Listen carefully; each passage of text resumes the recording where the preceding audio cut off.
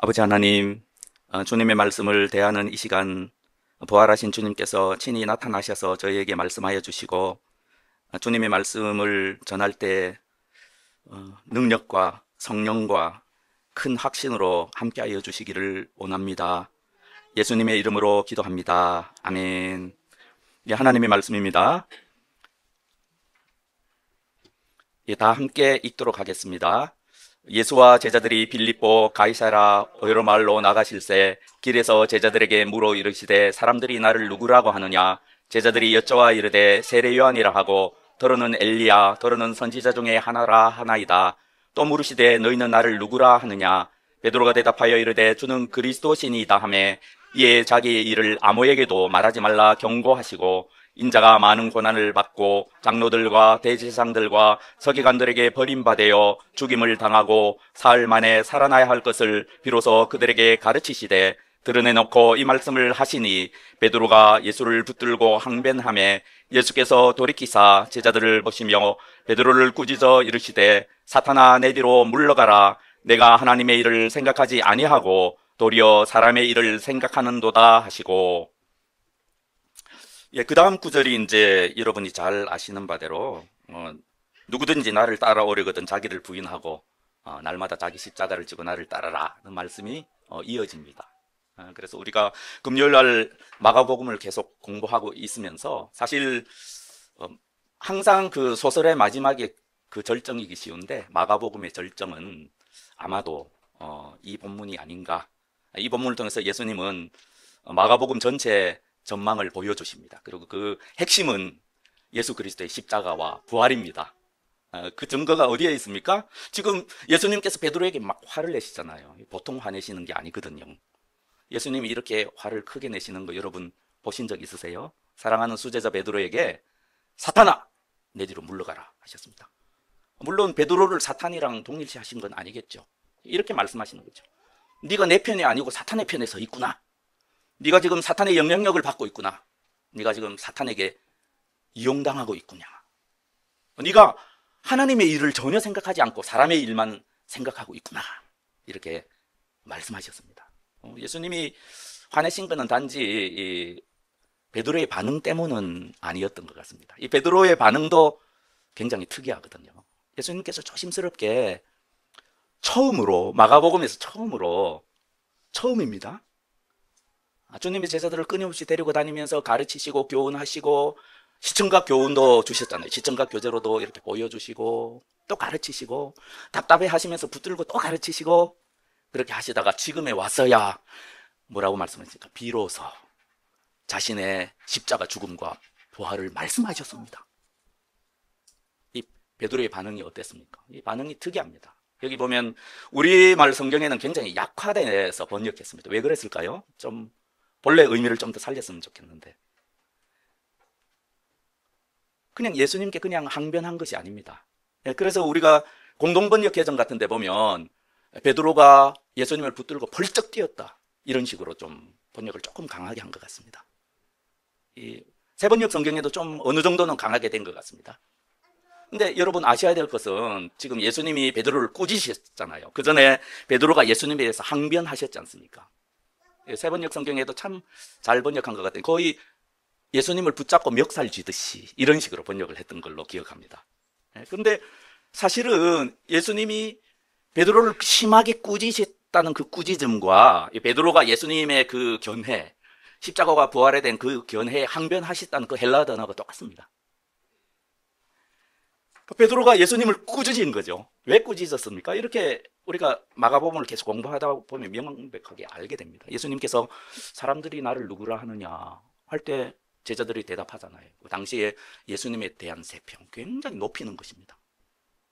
그래서 적어도 하나님 나라를 이루실 메시아는 아닐지 모르지만 세례 요한과 옛 선지자들과 동일한 반열에 놓고 있는 것이죠. 그리고 여러분이 잘 배우셨듯이 당시에 그 종교적인 분위기가 어땠습니까? 메시아를 엄청 기다리고 있었습니다.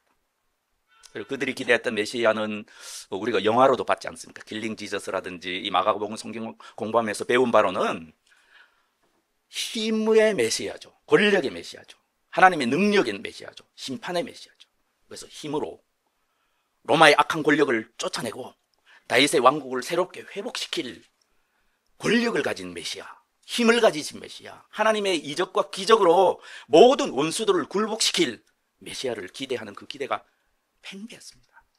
이제 제자들의 뭐 죽은 세례 요한이라 하더이다 뭐 어쩌고 저쩌고 하는 것들은 다 당시의 사람들의 예수님에 대한 기대. 베드로도 그런 기대를 가지고 있었던 것 같습니다. 베드로도 그런 기대를 가지고 있었죠. 예수님이 뭐라고 말씀하십니까? 전혀 예상하지 못했던 걸 말씀하는 거죠. 예수님이 죽는다고 말씀하시는 겁니다. 부활이라는 것은 상상도 할 수 없고 죽는다고 말씀하셨을 때 베드로의 마음에 탁 걸리는 겁니다. 아마도 가룟 유다도 그런 마음이었겠죠. 이건 아니다. 내가 기대했던 예수님은 이런 분이 아니다. 끝없이 하늘처럼 높아지셔야 될 분이 끝없이 지옥으로 내려가겠다고 그렇게 말씀하시니 얼마나 가슴 아프고 그리고 화가 나겠습니까? 우리가 이 말씀을 통해서 우리 초대교회 교인들이 느끼는 바는 이 세상의 길, 사람의 길, 육적인 길, 베드로가 이전에 주님의 길이 그런 길인 줄 알고 있다가 이제 처음으로 하나님의 일, 하나님의 아들께서 가시는 길, 죽음의 길, 십자가의 길에 대해서 들은 겁니다. 그리고 예수님께서는 이 베드로의 마음 가운데 힘의 메시아, 권력의 메시아, 기적을 베푸시는 능력의 메시아에 대한 모든 기대를 깨트리시고 나의 길은 그 길이 아니다 라고 명확하게 말씀하시는 것입니다. 단지 이런 대답을 한 베드로에게만 하시는 말씀이 아니죠. 그래서 제자들을 보시고 베드로의 눈을 똑바로 보시며 말씀하신 것입니다. 이 교훈은 당시의 초대교회뿐만 아니라 저와 여러분에게도 주시는 말씀입니다. 신약 성경에 이런 말씀이 많이 있습니다. 이 예수님의 교훈에 따라서 우리가 가야 될 길은 좁은 길이며 십자가의 길이며 낮아지는 길이며 다른 사람보다 더 겸손해지는 길이며 세상의 찢기처럼 되는 길이며 권력을 가지는 길이 아니라 권력을 놓는 일이라는 그런 교훈들이 끊임없이 나와 있습니다. 그리고 반대로 이 베드로가 갔던 길, 권력의 길, 힘의 길, 거짓 메시아의 길, 그런 길은 아니다 라고 얼마나 많은 말씀들이 나오는지 모릅니다. 그런 교훈들이. 그래서 사도 바울의 표현에 의하면 뭐라고 그러시느냐, 이 베드로의 입장에 서 있는 사람들을 십자가의 원수다 이렇게 표현하는 것입니다. 십자가의 원수다. 그리고 주님께서 뭐라고 말씀하십니까? 너희는 나를 따라야 한다. 너희가 나를 따라오려거든 세상에서 높아지는 길이 아니라 십자가의 길을 걸어야 된다 이렇게 당부하시는 것이죠. 이 전체적인 그림이 그려지시죠. 지금 이 맥락 속에서 있고 예수님은 끊임없이 베드로를 비롯한 이 제자들을 붙들고 멱살 붙들고 계속해서 교훈하시고 가르치고 계시는 것입니다. 왜 예수님께서 조심스럽게 비로소 이 말씀을 꺼내셨는가 하면 그 전에 베드로나 제자들이 알아야 될 것이 너무나 많기 때문입니다. 그러니까 오늘 말씀의 결론부터 말씀드리면 우리가 믿는 것이 있습니다. 우리가 믿는 것이 무엇입니까? 하나님의 말씀이고 좀 더 축약해서 말하자면 복음이 아닙니까? 복음. 사실상 이런 말을 해도 좀 이상할 수도 있는데 예수님께서 복음을 제자들에게 가르치신 것입니다. 그래서 첫 일성이 무엇입니까? 회개하라 하나님 나라가 가까이 왔다. 그리고 마가복음이 어떻게 시작됩니까? 예수 그리스도의 복음의 시작이라. 예수님의 모든 말씀과 제자들을 향한 교훈과 오늘날 교회에서 하시는 말씀의 교훈은 다 복음입니다. 우리들에게 기쁜 소식입니다.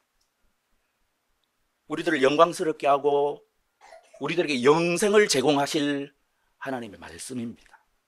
다른 표현으로 무엇입니까? 이 복음서, 신약 성경, 예수님의 전체 말씀, 그리고 예수님의 교훈을 쫓은 사도들의 전체 말씀은 복음입니다. 여기는 하나님의 방법이 나타나 있습니다. 하나님의 길이 나타나 있습니다. 하나님께서 택하신 백성들을 구원하시는 하나님의 뜻과 계획이 나타나 있습니다. 그리고 그 뜻과 계획에 우리가 주님의 죽음과 부활을 빼면 되겠습니까?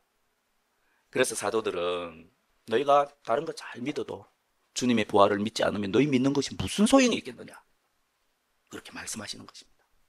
우리들의 모든 믿음이 온전하더라도 저와 여러분의 믿음이 너무너무너무 이렇게 주님 받으시기에 기뻐하시는 그런 믿음을 가지셨다 하더라도 만약에 여러분의 믿음 가운데 주님의 십자가와 딱 붙어 있는 주님의 부활, 그러한 믿음이 약화되거나 그 믿음을 잃어버린다면 여러분이 믿고 있는 믿음은 온전한 믿음이 아닌 것입니다.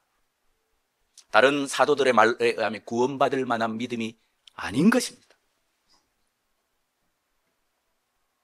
제자들이 믿고 깨달아야 될 것은 두 가지가 있었습니다. 크게 마가복음에 의하면.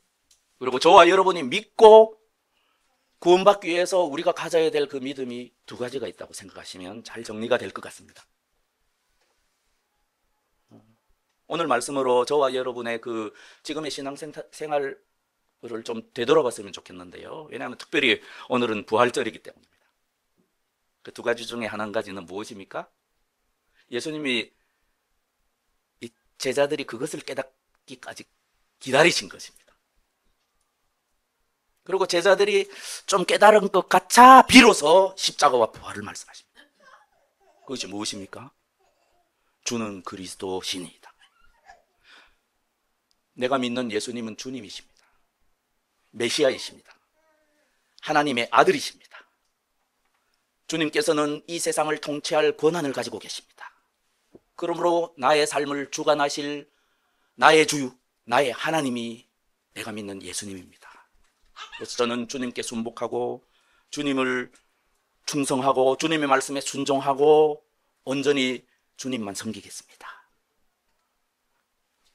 이제 오랜 예수님의 노력을 통해서 베드로가 조금 그걸 깨달은 거예요. 그래서 다른 마태복음 같은 데 보면 주님이 굉장히 기뻐하시잖아요. 주님이 굉장히 기뻐하십니다. 내가 그렇게 가르쳤는데도 모르더구만 이제 좀 안 해. 그래서 이 사실을 너에게 알게 한 이는 하늘에 계신 아버지께서 너에게 알게 하셨다라고 말씀하시면서 뭐라고 말씀하십니까? 이 베드로의 고백 위에 내 교회를 세우겠다. 음부의 권세가 이 교회를 절대로 이기지 못할 것이다 라고 예언하셨습니다.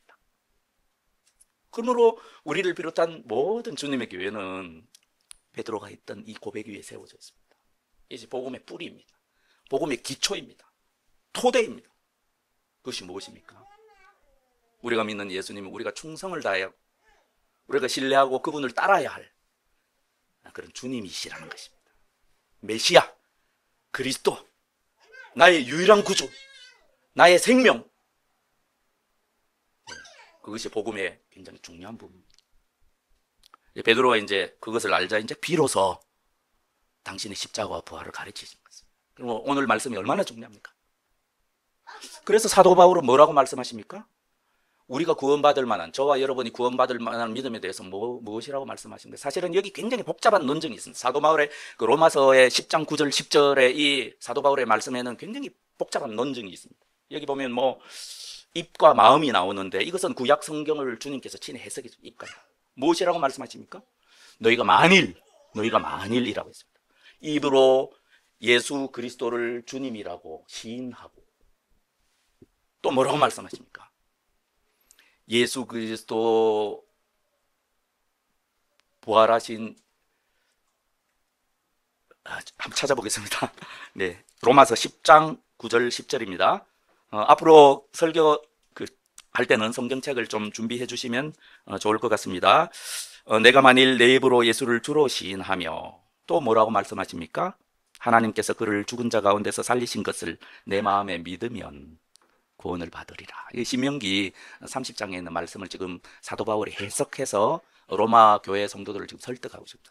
그러니까 그 신명기 본문을 간단하게 소개하면 입과 마음이 가까이 있는 것처럼 주님이 너희에게 말씀을 주셨을 때 너희가 마음으로 순종하는 것은 그렇게 어려운 일이 아니다. 이런 논증을 지금 하고 계십니다. 그래서 우리가 구원받을 믿음에 대해서 결론을 어떻게 이끌어냅니까? 너희가 예수님을 주로 시인하며 이것입니다. 그것도 하나 중요한 것들이 있는데 뭐라고 말씀하십니까? 그를 죽은 자 가운데서 하나님께서 다시 살리신 것을 내 마음에 믿으면 구원을 받으리라 라고 하셨습니다. 그래서 입과 마음을 그 다음 구절에서는 뭐라고 말씀해요? 뒤집어서 말씀하십니다. 이것이 랍비들이 가르치는 방식인데요. 이번에는 무엇이라고 말씀해요? 마음으로 믿어 의에 이르고 입으로 시인하여 구원에 이르느니라. 입과 마음이 다른 것이 아니라는 거죠. 주님을 시인하는 것과 주님께서 하나님께서 주님을 죽은 자 가운데 살리신 것을 마음으로 믿는 것은 다른 것이 아니라는 것입니다. 이것이 우리가 구원을 받을 만한 온전한 믿음입니다. 그러니까 주님께서는 겨우 앞부분은 좀 깨달았는데 베드로가 뒷부분에 대해서는 심하게 예수님을 반대하는 것에 대해서 예수님 지금 화를 내시는 거죠. 네, 오늘 말씀은 우리에게 이렇게 도전하고 계시다고 생각합니다. 첫째, 내가 예수님의 주되심을 믿는가? 둘째,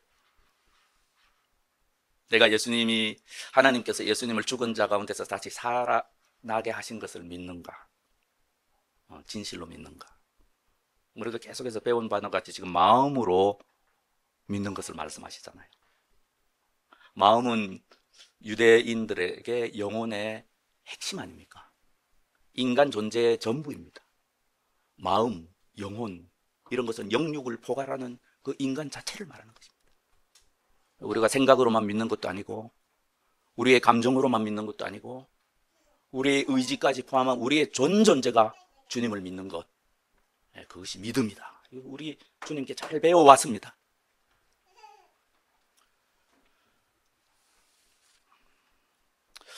이것이 우리 주님과 사도들이 전했던 복음입니다. 여러분 한번 생각해 보십시오. 우리 베드로가 이때는 야단을 맞았지만 지금의 베드로는 이 중간 과정의 베드로를 우리가 지금 보고 있는 거 아닙니까? 그렇지 않습니까? 완성된 베드로가 아니지 않습니까? 주님의 도우심을 받아서 어리석게 주님을 믿으면서도 폭풍우 속에서 두려워했던 그 베드로 아닙니까? 주님을 믿으면서도 떡이 없음으로 인해서 걱정했던 베드로 아닙니까? 주님의 주대심, 주님께서 어떤 분이신지 제대로 알지 못하는 거죠. 제대로 믿지 못하는 거예요. 그 믿음이 없다면 떡 없다고 걱정하겠습니까? 폭풍우가 몰아치고 배가 뒤집어지려고 한다고 두려워하겠습니까? 그래서 주님께서 답답해하시고 너희가 왜 두려워하느냐? 너희가 왜 떡이 없음으로 걱정하느냐? 너희가 그렇게 인간이 왜 더러워지고 인간이 어떻게 깨끗해질 수 있는지 그렇게 너희에게 교훈했는데 아직도 깨닫지 못하느냐? 너희 마음이 그렇게 둔하냐? 그렇게 완악하냐? 하나님의 일을 왜 그렇게 깨닫지 못하느냐? 내가 누군지 모르겠느냐? 이제야 비로소 주님께서는 하나님이 보내신 메시아인가 봅니다. 이렇게 대답하니까 이제 그 뒤에 복음의 깊은 비밀을 말씀하시는 것입니다. 하지만 베드로는 달라졌죠? 이유로 달라졌지 않습니까? 아마 예수님의 이 책망이 계기가 되었지 않습니까? 네가 나를 메시아로는 아는데 죽어야 되는 것은 모르는구나. 너희들이 내가 왕이 되면 이스라엘을 나와 함께 다스릴 것만 생각하고 나를 뒤따라 너희들도 다 죽어야 되는 걸 모르는구나. 그렇게 지금 말씀하고 계시는 것이죠. 베드로가 달라졌지 않습니까? 그리고 베드로는 예수님의 부활의 목격자입니다. 네. 예수님의 죽음과 부활의 목격자입니다. 그리고 베드로는 예수님의 예언대로 성령을 받음으로써 증인의 자격을 갖추었습니다. 네, 여러분 베드로의 첫 설교를 기억하시죠? 사도행전 2장에 있지 않습니까? 첫 설교에 우리가 가장 초기 성도들이 전했던 그 복음의 핵심이 나와 있습니다. 네, 그 핵심을 뒷부분 결론 부분 요약해서 말씀드리면 이스라엘 백성들을 향해서 사도 베드로가 무엇이라고 말하고 있어요? 여러분 기억하실 것입니다. 지금 저는 복음과 복음의 역사에 대해서 오늘 본문을 토대로 이렇게 말씀드리겠어요. 여러분 다 아십니다. 이스라엘 백성을 향해서 이렇게 말씀하고 있습니다. 저도 이렇게 설교할 수 있으면 좋겠습니다. 너희가 십자가에 못 박은 그 예수를 하나님께서 달리셔서 우리의 주와 그리스도가 되게 하셨다. 이것이 복음입니다. 십자가에 달리시고 부활하신 그분이 너희가 충성해야 될 주님이시다. 성령께서 그들의 양심을 찌르시고 복음을 믿게 하셨습니다. 그리고 믿은 자의 삶이 어떠했는지는 사도행전에 잘 나와 있습니다. 우리가 진실로 믿는가 하는 문제는 아마도 오늘의 교훈을 우리가 받는다면 어떤 것인지 한번 좀 생각해 보면 좋겠습니다. 내가 한번 가정해 봅시다. 너희가 만약이라고 하셨으니까 사도 바울께서 너희가 만약, 우리가 만약 오늘 베드로의 고백대로 예수님께서 그리스도시라는 것을 믿는다면 내 삶이 어떻게 달라질 거라고 예상할 수 있겠습니까?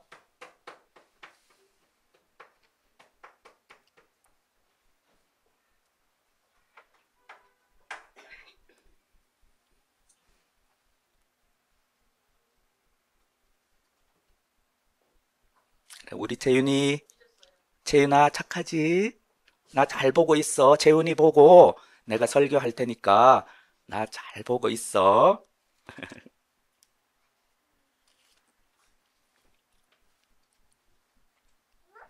그래서 이제 저는 그렇게 생각합니다. 우리도 어쩌면 그 베드로의 믿음의 과정을 좀 이렇게 함께 겪고 있는지도 모르겠습니다. 특별히 금요일 날 마가복음을 지체들과 함께 공부하면서 더더욱 그런 생각을 하게 됩니다. 그래서 제 나름대로 어떤 신학책에도 나오지 않지만 이 마가복음을 제 나름대로 이렇게, 저는 영화를 좋아하니까 이렇게 정의해 봤습니다. 이 마가복음은 예수님과 함께하는 제자들의 로드무비다. 실제로 그렇죠. 갈릴리에서 시작돼서 예루살렘에서 십자가에 달려 돌아가시는 데까지 그 제자들의 믿음의 여정입니다. 예, 우리가 로드무비를 보면 그 한 인간의 성장이 거기에 필수적으로 있어야 되거든요. 우리가 마가복음을 읽으면 이 베드로 제자들의 성장을 볼 수 있습니다. 참 답답하고 맨날 야단만 맞다가 점점 달라지는 모습을 보거든요. 예수님이 누구신지 제대로 깨닫지 못하고 있다가 바리새인이나 헤롯 땅이나 똑같아가 이제 예수님께서 주님이심을 알게 되자 많은 변화가 일어났습니다. 하나님께서 오병이어의 첫 기적을 예수님을 통해서 베푸셨을 때는 막 자기 주장이 많습니다. 그래서 주님 떡이 없으니까 우리 마을로 가서 사올까요? 막 이럽니다. 그때 또 교훈하시고 놀라운 기적을 베푸시고 당신이 누구신지 밝게 계시고 나서 그 다음에 조금 뒤에 칠병이어의 기적이라고 하죠. 그 기적을 이루셨을 때는 그 제자들의 반응은 다릅니다. 주님 어떻게 할까요? 주님께 모든 방법과 그 솔루션을 주님께 의뢰드리는 제자들로 조금씩 바뀌어갑니다. 그리고 거듭되는 것을 통해서 폭풍 속에서 두려워하는 그런 자신의 모습을 부끄러워하지 않았겠습니까? 그러므로 제가 이제 마가복음을 공부하면서 우리 지체들과 그렇게 나누었습니다. 우리 믿음이 좀 더 성장하면 좀 더 큰일 당하더라도 그렇게 두려워하거나 불안해하지 않을 것입니다. 이것이 믿음입니다. 이것이 주되심을 믿는 믿음입니다. 예수님이 누구신지 하나님의 아들이시고 나의 주 나의 하나님이시다. 하나님과 함께 창조에 동참하셨던 그분이시다. 그것을 입으로 시인하고 마음으로 믿는다는 것이 장난 아닙니다. 그것을 믿는 것은 우리들의 삶의 많은 부분이 변화됩니다.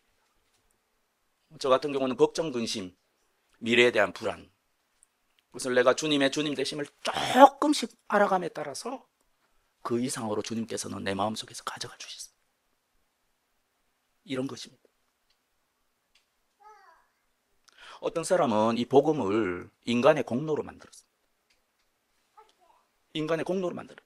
그래서 너희가 이것을 믿고 고백하면 구원받을 것이다. 그것이 인간의 공로가 아니고 무엇이? 하지만 우리가 마가복음을 읽어보면 오직 여기에 하나님의 은혜만 있습니다. 하나님께서 우리에게 믿음을 주십니다.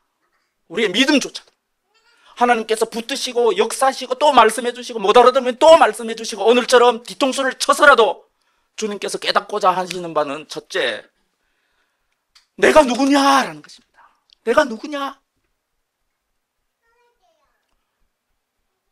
너를 사랑해서 십자가에 달려 죽은 나는 하나님의 아들이 아니냐. 그것이 예수님의 주되십니다. 그러므로 저와 여러분이 십자가와 부활 이전에 우리가 주님을 믿는 것이 어떠해야 할까? 내가 만약 주님을 잘 믿는다면, 우리 표현으로, 교회의 표현으로 잘 믿는다면 한번 상상해 볼 수 있잖아요. 우리가 주님의 주님 되심을 잘 믿는다면 마음으로, 생각으로만 아니라 나의 감정과 의지를 다해서 잘 믿는다면 나의 삶이 어떤 부분에 어떻게 달라지게 될까? 모든 게 달라요. 우리의 예배 시간에 대한 우리의 인식, 예배 드릴 때 우리의 생각과 마음의 태도, 그리고 나의 일상생활에서 나의 판단, 그 모든 것이 영향을 주지 않겠습니까, 나에게? 그리고 더더욱 우리가 믿고 사랑하고 섬기는 주님은 과거의 주님이 아니시잖아요. 죽은 종교 창시자가 아니잖아요. 우리가 매주일 지금도 살아계셔서 다시 오실 주님을 고백하고 찬양하고 있지 않습니까? 우리가 믿는 주님은 죽으시고 부활하셔서 지금 하나님 우편에 앉아 계시서 때로는 앉아 계시다가 때로는 이 스데반을 바라보시듯이 벌떡 일어나셔서 스데반의 영광을 받으시듯이 영광의 하나님이 아니십니까? 지금도 살아계시지 않습니까? 그러면 저와 여러분의 삶이 어떻게 변할 것이라고 상상이 되십니까?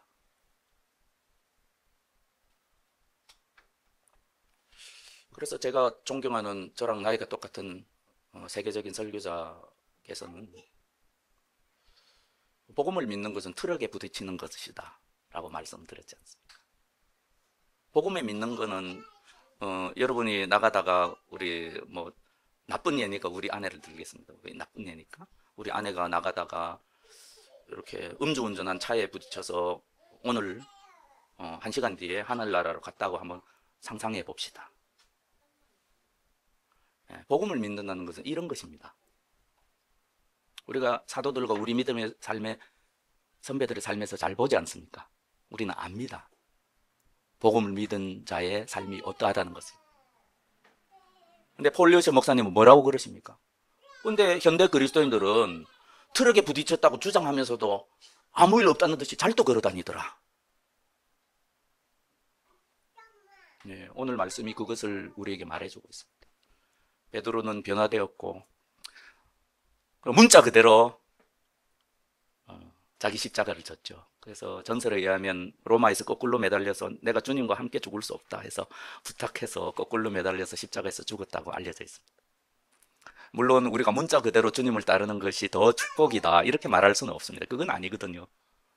하지만 베드로는 변화돼서 주님께서 메시아이심을 믿을 뿐 아니라 주님께서 죽으시고 부활하신 살아계신 나의 주 나의 하나님이라는 것도 나중에는 믿었죠.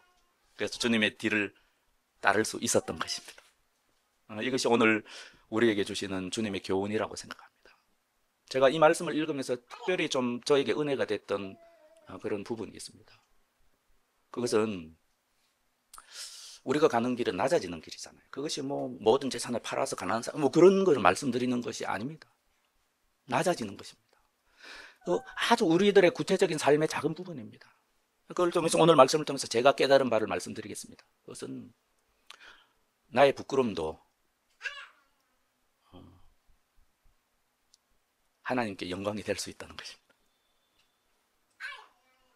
이것이 은혜를 받은 자의 어떤 당당함, 은혜를 받은 자만 이렇게 할 수 있는 그 어떤 것이 아닐까. 이것이 십자가의 길을 가는 우리 성도가 세상에 보여져야 될 우리의 모습이 아닌가. 그런 생각을 해보는 것이죠. 오늘날 교회는 어떻게 비춰집니까? 세상 사람들에게. 강남 기독교를, 그러니까 한국의 중산층 가운데 좀 잘 사는 사람들, 그나마. 그렇게 알려져 있습니다. 어떻게 알려져 있습니까?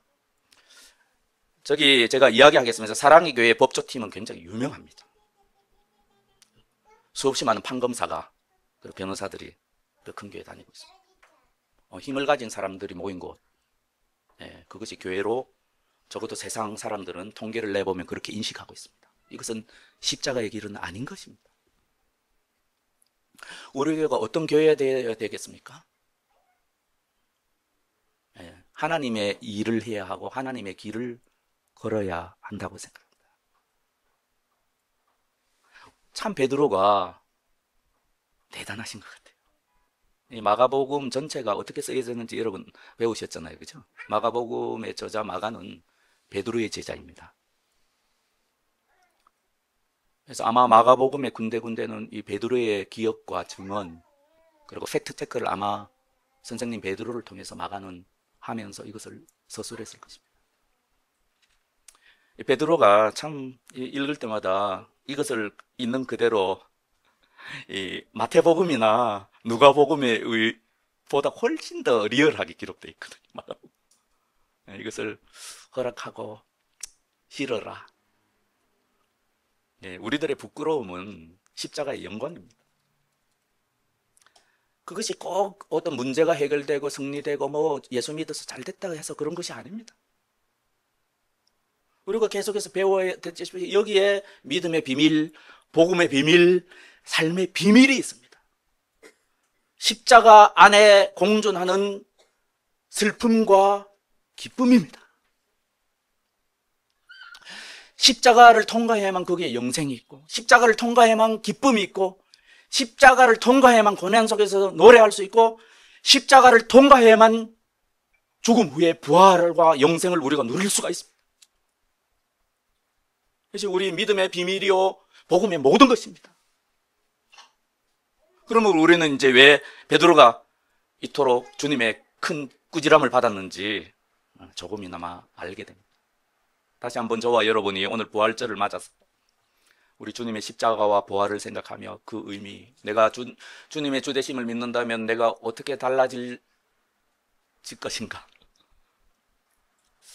저는 재미있는 생각을 한 적이 있는데 달라지는 거 한 가지 있습니다. 우리 연로하신 어머니도 여러 가지 돌보기 위해서 CCTV를 달아놨는데 어머니 댁에 하늘에 CCTV가 아마 있다고 여기질 것 같습니다. 모든 우리의 삶이 달라집니다. 정말입니다. 그리고 처음에는 뭣도 모르고 주님의 주되심을 인정합니다. 내가 믿는 예수님은 나의 주님이십니다. 이렇게 뭣도 모르고 입으로만 이야기할 수도 있겠죠. 하지만 우리가 주님을 알아갈수록 내가 믿는 주님이 나의 주와 나의 하나님이시고 지금도 살아계셔서 나와 함께 하시고 동행하시는 주님이심을 진실로 믿는 순간 모든 것이 달라집니다. 이 모든 것이 하나님의 은혜입니다. 같은 꽃바르기를 걸어도 철쭉축제 있지 않습니까? 철쭉축제에 한 송이 철쭉을 봐도 다릅니다.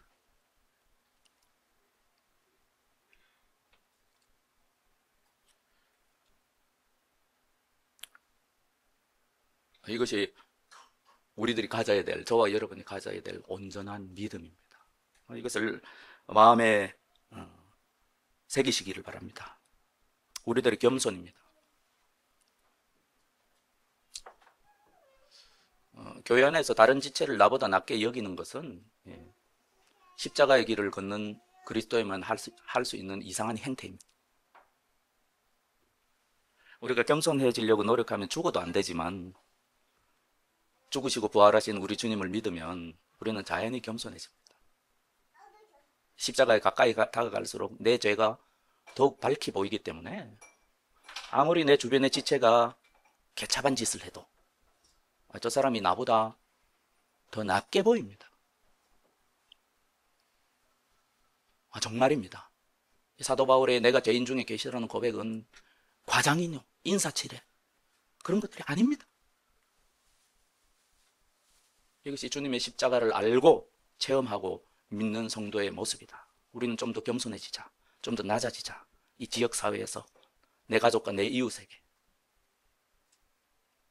그런 결심을 하는 저와 여러분이 되기를 주님의 이름으로 기원합니다. 아멘.